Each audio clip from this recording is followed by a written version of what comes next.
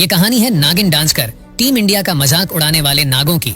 जब मैच खत्म होने से पहले ही उन नागों ने अपनी जीत को तय मान लिया था और अपने घमंड में चूर बांग्लादेशी खिलाड़ियों ने भारतीय टीम का मजाक उड़ाते हुए नागिन डांस करना भी शुरू कर दिया था।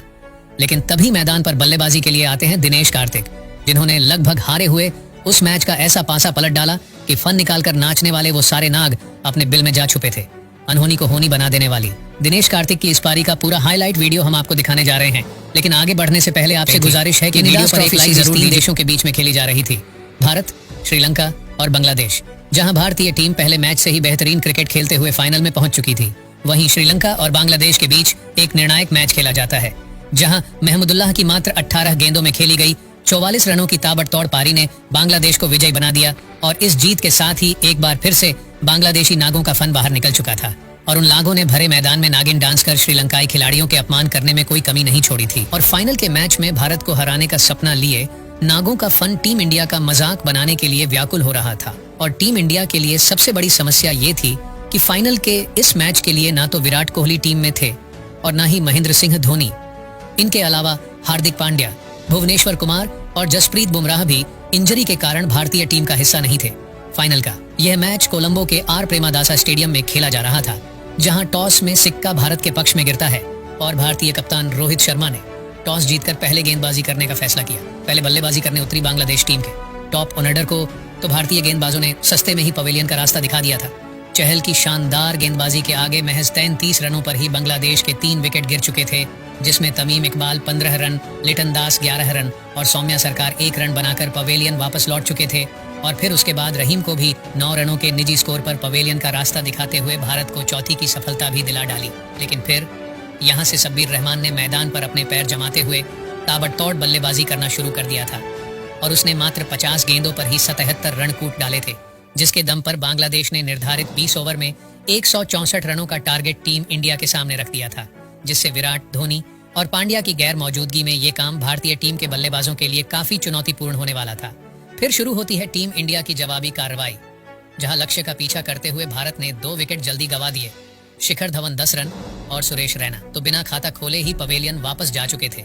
लेकिन फिर एक छोर से हिटमैन और दूसरे छोर से केएल राहुल ने भारतीय पारी को संभालने के साथ ही तेज गति से रन भी बनाने शुरू कर दिए थे। राहुल यहाँ पर अच्छे रंग में दिख रहे थे। उन्होंने 14 गेंदों में 2 चौके और 1 छक्का लगाकर 24 रन बना चुके थे। लेकिन फिर रुबेल हुसैन ने राहुल को आउट करके बांग्लादेश को तीसरी सफलता भी दिला डाली। तब रोहित शर्मा का साथ देने मैदान पर आते हैं मनीष पांडे। लेकिन मनीष पांडे ज्यादा तेजी से रन नहीं बना पा रहे थे, जिसके कारण रिक्वायर्ड रन रेट बढ़ता जा रहा था और दबाव रोहित शर्मा के ऊपर आ रहा था। और इसी दबाव में रोहित बड़ा शॉट लगाने के प्रयास में 42 गेंदों पर 56 रन बनाकर आउट हो जाते हैं। 13 ओवर के खेल में भारत ने 95 रन बनाकर अपने 4 विकेट गंवा दिए थे और अब बाकी के बचे 7 ओवरों में भारत को जीत के लिए 73 रनों की जरूरत थी। ऐसे में लोग ये उम्मीद कर रहे थे कि अब बल्लेबाजी के लिए दिनेश कार्तिक को भेजा जाएगा, लेकिन कप्तान रोहित शर्मा ने दिनेश कार्तिक के बजाय विजय शंकर को बल्लेबाजी के लिए भेजकर सबको चौंका दिया, जिससे कार्तिक खुद को विजय शंकर के नीचे भेजे जाने से नाराज भी लग रहे थे। हालांकि यहाँ से अगले 5 ओवर तक विजय शंकर और मनीष पांडे ने विकेट को तो संभाले रखा, पर मनीष पांडे कुछ ज्यादा ही धीमी बल्लेबाजी कर रहे थे और 18वें ओवर की आखिरी गेंद पर 28 गेंदों में मात्र 27 रन बनाकर पांडे जी पवेलियन की राह पकड़ लेते हैं, जिससे अब यह मैच भारत के हाथ से लगभग निकल चुका था, क्योंकि अब आखिरी के बचे 2 ओवरों में भारत को जीत के लिए 34 रनों की जरूरत थी, जो एक तरह से नामुमकिन सा लक्ष्य भी दिख रहा था। यही कारण था कि बांग्लादेशी खिलाड़ियों ने अभी से ही इस मैच में अपनी जीत को तय मानकर नागिन डांस करना भी शुरू कर दिया था। लेकिन तभी मैदान पर एंट्री होती है दिनेश कार्तिक की। जब कार्तिक मैदान पर आए तब भारत को 12 गेंद में 34 रन की दरकार थी। साथ ही विजय शंकर भी फॉर्म में नहीं दिख रहे थे। वे बड़े शॉट लगाने का प्रयास तो कर रहे थे, पर बल्ले और गेंद का कनेक्शन सही ढंग से हो नहीं पा रहा था। इसी बीच शुरू होता है पारी का 19वां ओवर, जहां दिनेश कार्तिक ने रुबेल हुसैन को आड़े हाथों में लेकर पहले ही गेंद को हवा में उठाकर जोर से मारा और गेंद उड़ते हुए छक्के के लिए स्टैंड में जा गिरी। पहली ही गेंद पर कार्तिक के इस जोरदार प्रहार ने भारतीय फैंस की टूटी उम्मीदों को भी जिंदा कर दिया था और पवेलियन में बैठे भारतीय खिलाड़ी भी कार्तिक से चमत्कार की उम्मीद करने लगे थे। वहीं रुबेल की दूसरी गेंद पर कार्तिक का एक और जोरदार प्रहार हुआ और गोली की रफ्तार से गेंद 4 रनों के लिए सीमा रेखा के बाहर जा पहुंची। 2 गेंदों में 10 रन ठोककर कार्तिक ने भारतीय समर्थकों के दिल में जोश की एक लहर पैदा कर दी और बांग्लादेशी नागों को भी यह पता चल चुका था कि उनके फन को कुचलने के लिए कार्तिक नाम का सपेरा टीम इंडिया की ढाल बनकर खड़ा हो गया है। इसी बीच रुबेल की तीसरी गेंद को भी कार्तिक ने हवाई फायर करते हुए 6 रनों के लिए दर्शक दीर्घा में भेज दिया। कार्तिक की तूफानी बल्लेबाजी से आर प्रेमदासा स्टेडियम झूम उठा और मजे की बात तो ये थी कि पूरा का पूरा श्रीलंका भारत के सपोर्ट में खड़ा था, क्योंकि हर एक श्रीलंका फैन बांग्लादेश से अपने अपमान का बदला लेने के लिए टीम इंडिया के साथ खड़ा था। हालांकि रुबेल की चौथी गेंद पर कार्तिक बीट हो जाते हैं, लेकिन फिर 5वीं गेंद को कार्तिक ने डाउन द ग्राउंड खेलते हुए तेजी से भागकर 2 रन पूरे कर लिए थे। और फिर ओवर की आखिरी गेंद पर भी कार्तिक ने क्या गजब का शॉट मारा कि गेंद तीर की तरह वन बाउंस चौके के लिए जाती है। और इसी के साथ कार्तिक ने रुबेल हुसैन के इस एक ओवर में कुल 22 रन ठोक डाले थे, जिससे अब भारतीय टीम को आखिरी के बचे 6 बॉल पर जीत के लिए 12 रनों की दरकार थी। जहां बांग्लादेश की तरफ से आखिरी ओवर डालने वाले थे सौम्या सरकार, जिन्होंने प्रेशर में आकर विजय शंकर को पहली गेंद वाइड डाल दी। लेकिन अगली गेंद पर विजय शंकर फिर से जोर से बल्ला चलाते हैं, पर इस बार भी गेंद और बल्ले में कोई संपर्क नहीं होता है। लेकिन फिर दूसरी बॉल पर शंकर ने सिंगल लेकर स्ट्राइक दिनेश कार्तिक को दे दी।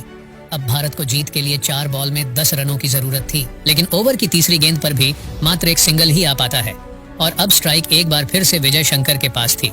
लेकिन इस बार विजय शंकर ने चालाकी से खेलते हुए गेंद को गैप में मारा और गेंद 4 रनों के लिए सीमा रेखा के बाहर जा पहुंची, जिससे अब आखिरी के 2 गेंदों पर भारत को जीत के लिए 5 रनों की जरूरत थी।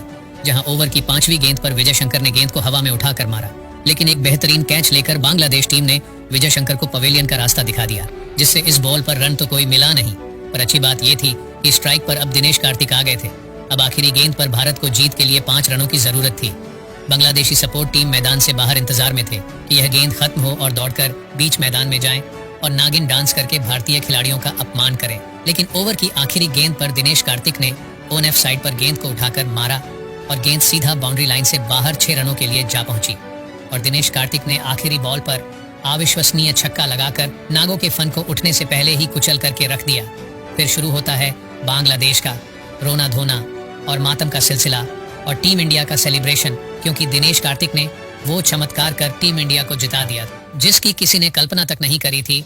और भारतीय टीम के इस जीत को श्रीलंका वालों ने भी खूब सेलिब्रेट किया और श्रीलंकाई फैंस ने भारत की जीत पर नागिन डांस करके बांग्लादेश अपने अपमान का बदला भी पूरा कर लिया था। दोस्तों, अनहोनी को होनी बना देने वाली दिनेश कार्तिक की इस अद्भुत पारी के नाम इस वीडियो पर एक लाइक